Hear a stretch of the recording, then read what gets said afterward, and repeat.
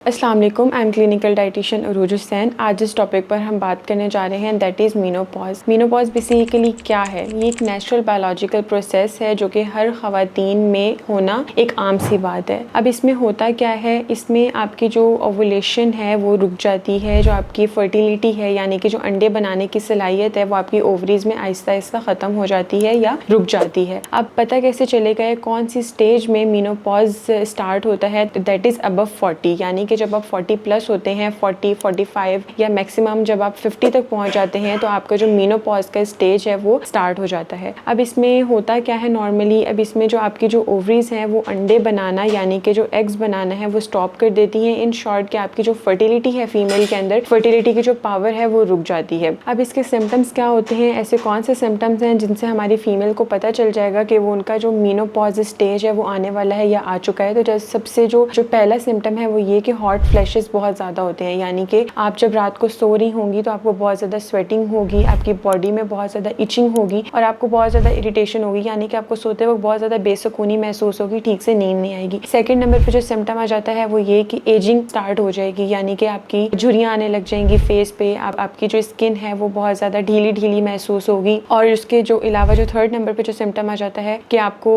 Deficiency बहुत ज़्यादा, nutritional deficiency बहुत ज़्यादा फील होने लग जाएगी, यानी कि आपके जिस्म में बहुत ज़्यादा दर्द महसूस होगा, आप थका थका महसूस करेंगी, आपको मसल क्रैम्प्स बहुत ज़्यादा होंगे और आपको ऐसे लगेगा जैसे आपके जिस्म में आहिस्ता आहिस्ता जो है वो जान बिल्कुल ख़त्म होती जा रही है। लास्ट नंबर पे जो सिम्टम आ जाता है वो आपकी आईसाइट पे बहुत ज़्यादा फ़र्क आता है, यानी कि आपको धुंधला सा नज़र आना शुरू हो जाएगा। बहुत सी फीमेल्स में मोतिये की भी शिकायत हो जाती है या उनकी आईसाइट बहुत ज़्यादा फीक हो जाती है। ये हमारे सिंपल जो सिम्टम्स हैं जो कि मीनोपॉज के होते हैं, यानी कि ये आप अगर सिम्टम्स को अपने मद्देनज़र रखेंगी तो आपको पता चल जाएगा कि आपका मीनोपॉजल स्टेज आने वाला है या आ चुका है। उसके अलावा हम बात कर लेते हैं कि ऐसी कौन सी स्टेजेस हैं, मीनोपॉज के भी स्टेजेस होते हैं, तो ऐसे कौन से स्टेजेस हैं जिनसे आपको आइडिया हो जाएगा कि आप मीनोपॉज से सफ़र करिए। तो सबसे पहला जो हमारे पास जो स्टेज आता है दैट इज़ पेरीमीनोपॉज। अब पेरीमीनोपॉज में क्या होता है कि आपके जो पीरियड्स ऑन एंड ऑफ आ रहे हैं, कभी आपको आ रहे हैं कभी आपको नहीं आ रहे, या जो आपका जो पीरियड्स का फ्लो है, ब्लड फ्लो है वो बहुत ज़्यादा रुक रुक के आ रहा है। सेकेंड नंबर पर जो स्टेज आ जाती है दैट इज़ मेनोपॉज, यानी कि अब आपके पीरियड्स रुक चुके हैं, अब आपके पीरियड्स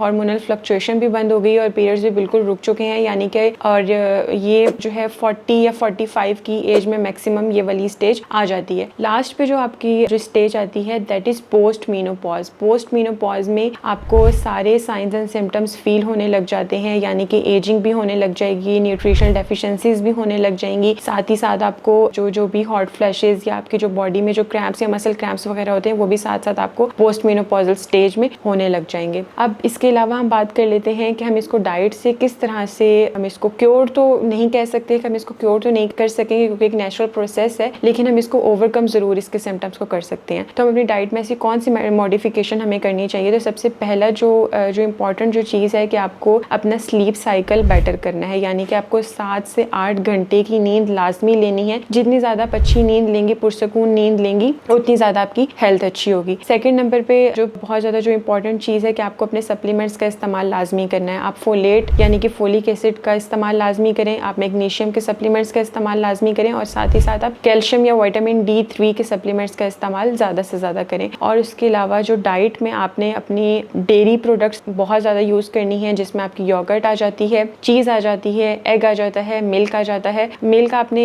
कोशिश करनी है कि आप स्किम मिल्क या फैट फ्री मिल्क का इस्तेमाल करें। और इसके अलावा जितने भी हमारे पास पल्सेस हैं, यानी कि जो हमारे पास ग्रेन्स के जितने भी ऑप्शंस आ जाते हैं उनके अंदर विटामिन B चेन बहुत ज़्यादा मौजूद होती है, यानी कि जितने भी हमारे पास विटामिन B आ जाते हैं, विटामिन B12 है, थायामीन है, विटामिन B6 है, B1 है, B2 है, हमारे पास हर तरह के जो विटामिन B की चेन है वो हमारे पास ग्रेन्स के अंदर मौजूद होती है। तो आपने कोशिश करनी है कि आप ग्रेन्स का ज़्यादा से ज़्यादा इस्तेमाल करें। ओमेगा 3 फैटी एसिड, फिश का अगर आप इस्तेमाल कर सकते हैं तो वेल एंड गुड, उसके अंदर ओमेगा 3 फैटी एसिड बहुत अच्छी अमाउंट में होता है। और उसके अलावा नट्स में और सीड्स में हमारे पास ओमेगा 3 फैटी एसिड बहुत अच्छी अमाउंट में पाया जाता है, जिसमें बहुत ज़्यादा जो कॉमन जो हमारे पास सीड है that is chia seed. Chia seed का इस्तेमाल आप लाजमी करें, आप एम्प्टी स्टमक करें बिफोर ब्रेकफास्ट, तो उससे आपको बहुत अच्छा जो फ़र्क है अपनी बॉडी के अंदर महसूस होगा। और उसके अलावा आप अपनी डाइट में प्रोसेस्ड चीज़ों का इस्तेमाल ना करें, कोशिश करें कि जितनी आप नेचुरल चीज़ों का इस्तेमाल कर सकते हैं वो करें। प्रोसेस्ड या रिफाइंड जितनी भी आप चीज़ें हैं उनको जितना ज़्यादा हो सके अवॉइड करें। आज का टॉपिक हम अपना यहाँ पर वाइंड अप करते हैं, मिलते हैं इंशाल्लाह नेक्स्ट वीडियो में, तब तक के लिए अल्लाह हाफ़िज़।